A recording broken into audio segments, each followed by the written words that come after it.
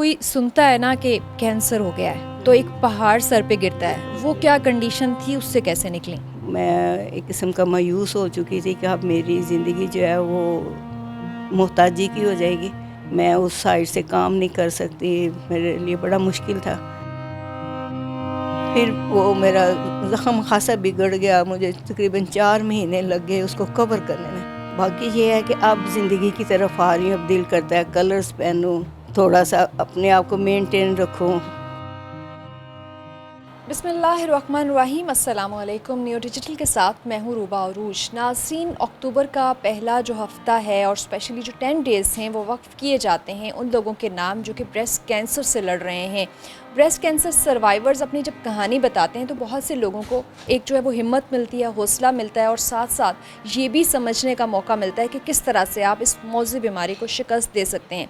अपनों का जो तवज्जो है, डॉक्टर्स की जो केयर है, वो किस तरह से मददगार साबित होती है। इसी पर बात करने के लिए आज हम आपकी मुलाकात कराएंगे एक ऐसी खातून से जिन्होंने ब्रेस्ट कैंसर को शिकस्त दी और अब बहुत से लोगों के लिए हिम्मत की वजह भी बन रही हैं। अस्सलाम वालेकुम। वालेकुम अस्सलाम। सबसे पहले आपका तारुफ। हाँ, मेरा नाम समीना उमर है और मैं कैंसर की पेशेंट हूँ और कैंसर से लड़ रही हूँ, लड़ चुकी हूँ, कुछ लड़ रही हूँ। जी बिल्कुल, माशाल्लाह, जब आपके चेहरे पे मैंने स्माइल देखी है ना तो ये भी एक हिम्मत दे रही है और आई थिंक कि जितने लोग देखने वाले हैं जो इस टाइम ब्रेस्ट कैंसर से लड़ रहे हैं वो इस स्माइल को देख के थोड़ी सी हिम्मत पकड़ेंगे। कहानी कहाँ से शुरू हुई, कितना टाइम इस फाइट को हो गया है? हाँ, मैं मार्च के एंड में मुझे फील हुआ था, छोटी सी गिल्टी थी। मार्च 2021। 21 में, हाँ, मैंने अपने बच्चों से बात की, फिर बस एक उन्होंने मेरे फौरी तौर पे टेस्ट वेस्ट करवाए। फिर हम शौकत खानम गए, शौकत खानम से अनमोल उन्होंने रेफ़र कर दिया। फिर उधर से एक डॉक्टर थे, उन्होंने उनसे पूछा कि आप हमें बताएं स्टेप बाय स्टेप हमें कौन कौन से वो करवाने हैं। फिर उन सारे टेस्ट करवा के मैंने मेयो हॉस्पिटल से अपनी ब्रेस्ट रिमूव करवाई। वो बड़ा तकलीफ़देह काम था, बहुत ज़्यादा। मैं एक किस्म का मायूस हो चुकी थी कि अब मेरी ज़िंदगी जो है वो मोहताजी की हो जाएगी। मैं उस साइड से काम नहीं कर सकती, मेरे लिए बड़ा मुश्किल था। फिर मेरे एक दफ़ा मेरी बेटी मेरे पास थी, मैंने उसे कहा मेरा दिल कर रहा है मैं ज़ोर ज़ोर से रोऊं। तो वो मुझे कहती क्यों?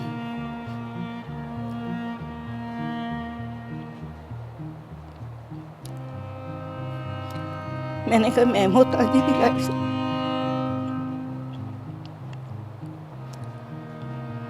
आई थिंक जब रोना आ रहा हो तो रो लेना चाहिए, लेकिन वो हिम्मत कहाँ से मिली ये जानना चाहेंगे। वो फिर एक उसने मुझे पेशेंट दिखाई जो शुगर पेशेंट थी और घुटने से ऊपर उसकी दोनों टांगें कटी हुई थी। मुझे कहती देखें आप तो चल रही हैं ना, मोहताजी की लाइफ तो ये है। तो बड़ा हौसला मिला इस चीज़ से कि नहीं अल्लाह मियाँ तेरा शुक्र है, मेरे पाँव सलामत है, मैं चल रही हूँ। हर चीज़ मेरी पहुँच में है। फिर वो मेरा ज़ख़्म ख़ासा बिगड़ गया, मुझे तकरीबन 4 महीने लग गए उसको कवर करने में।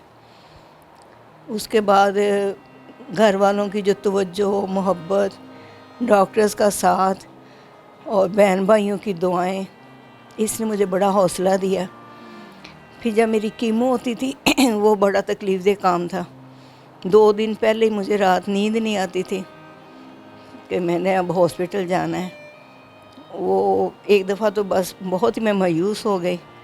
मुझे ऐसे लगे जितने मेरे बहन भाई रिश्तेदार जिनकी डेथ हो चुकी है वो मुझे ख्वाबों में नज़र आने। तो बस वो था। फिर बच्चों ने बड़ा मुझे वो किया हौसला, इधर उधर नहीं जाना, बाल मेरे उतर गए थे। फिर मुझे मेरे बच्चों ने कहना ये यास्मीन राशिद की मिसाल दी कि देखें बालों के बगैर ये असम्बली में बैठी हैं, तो आप कम से कम हमारी तरफ तो आए ना। फिर थोड़ा सा ये मेरा वो रहा, शुक्र है वो कीमो का, रेडिएशन का, ये सारा पीरियड मेरे जो है ना वो मैं ऐसा ऐसा इन सब के हौसले से कवर करती गई। फिर जो मुझे अनमोल में जो डॉक्टर्स मिली हैं बहुत ज़्यादा उन्होंने तावन किया है। वो ऐसे ही जैसे एक माँ अपने बच्चे की केयर करती हैं। तो कभी भी ये नहीं मुझे किसी से भी इस तरह की कोई कंप्लेन नहीं कि मैं कहूँ कि ये फ़लाँ डॉक्टर जो है उसने मेरे साथ कोई रूड हुई है, नहीं, बहुत अच्छा हो रहा है। तो बस बिल्कुल माशाल्लाह, अल्लाह ताला आपको सेहत तंदुरुस्ती दे और इसी तरह से अपनों की जो मोहब्बतें हैं वो आप समेटती रहें। ये जानना चाहूँगी, जब कोई सुनता है ना कि कैंसर हो गया है तो एक पहाड़ सर पे गिरता है, वो क्या कंडीशन थी, उससे कैसे निकली? वो बस यही था ना कि एक मौत को करीब से देख लें आप। फिर अल्लाह से यही होता था कि ये बीमारी अल्लाह की तरफ से, अल्लाह मियाँ अगर इस इम्तहान में डाला है तो हमें साबित कदम रखे, मुझे साबित कदम रखे। और मैं कहती हूँ एक वो बहुत ज़्यादा वो मुश्किल टाइम था। अल्लाह को याद तो पहले भी करते थे मगर इन दिनों ज़्यादा याद किया अल्लाह को। ठीक है, नमाज कुरान वो भी जितने रोज़े रखे गए, हिम्मत थी वो भी रखती रही हूँ। तकरीबन 1.5 साल हो गया मुझे इस सारी कैफियत से गुज़रते हुए।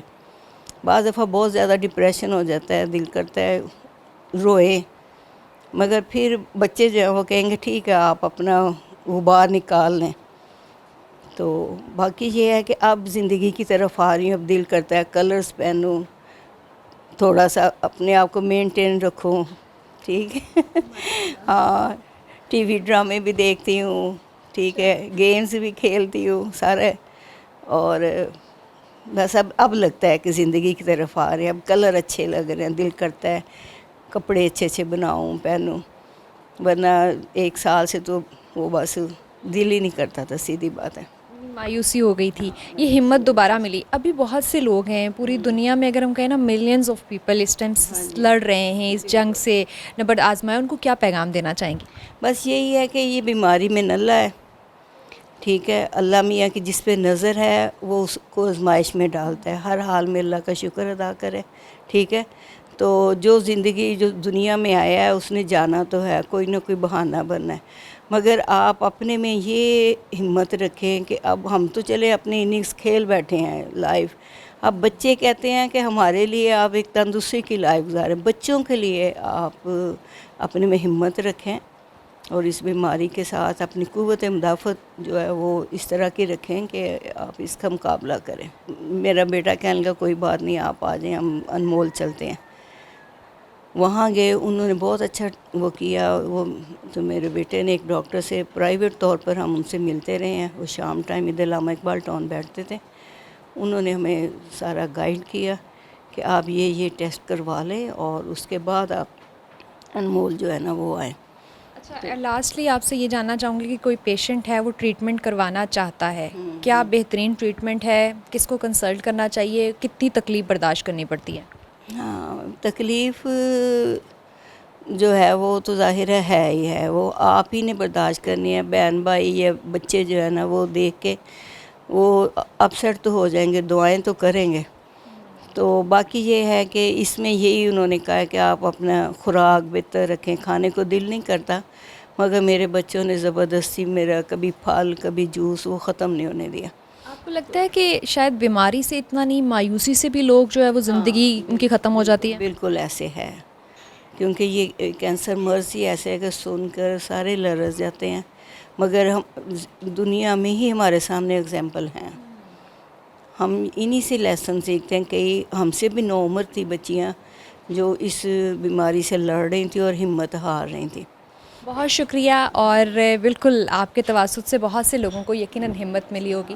नाज़रीन, दुनिया भर में तकरीबन जो 9 में से 1 खातून जो है वो वल्नरेबल होती है कि उसको ये चांसेस होते हैं कि ब्रेस्ट कैंसर हो सकता है, लेकिन पॉजिटिव चीज़ें ये हैं कि डेथ रेट सिर्फ 15% तक होता है। तो अगर आपको कैंसर डिटेक्ट हुआ है तो इसका हरगिज़ ये मतलब नहीं है कि आप पर ज़िंदगी के दरवाज़े बंद कर दिए जाएंगे।